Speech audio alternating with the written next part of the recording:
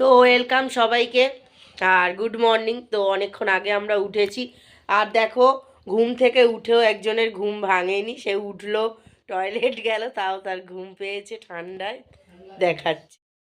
এই যে আমাদের গুড্ডুর ঠান্ডা এতই লেগেছে যে ও লেপের ওপরে লেপটাকে খুলে নিল, নেওয়ার পরে মানে নিজে খোলার চেষ্টা করেছে, পারেনি, আমি খুলে দিলাম।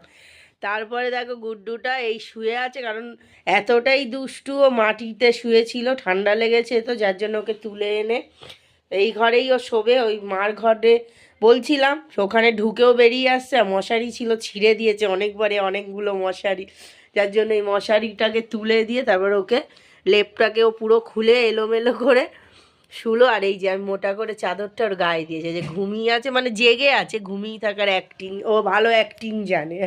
অ্যাক্টিংয়ের জন্য যার লাগবে কন্ট্যাক্ট করবে র্যাম্বোর সাথে। এই দেখো কি অবস্থা, নতুন বাড়িতে এসে রান্নাঘরে মানে মাটিতে বসেই রান্না করতে হচ্ছে। এগুলো সব কিছুই কিন্তু পেমেন্ট করা হয়েছিল, তাও এই জিনিসটা দেয়নি, দেখতেই পাচ্ছ। আর কি বলবে।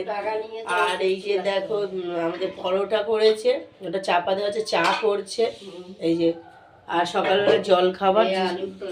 আর আজকে আমরা ধামের ছবি প্রতিষ্ঠা করব, যার জন্য আমরা শুকনো খাবার খাবো, লুচি রুটি এইসব খাওয়া যাবে, দানা শস্য জাতীয় খাবার খাওয়া যাবে না, তো সেই কারণে।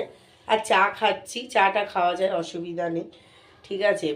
তারপরে আমি পুজোও দিয়ে নেব। এই যে এটা হচ্ছে এই একটাই বেসিন দিয়েছে, কি বলবে, আর দু তিনটে বেসিন দেওয়ার কথা, সেসব দেয়নি। আর এই যে মাদের ঘর এটা, এই যে ঠাকুরকে ভালো করে প্রতিষ্ঠা করব, তখন দেখাবো আমি তোমাদের, ঠিক আছে।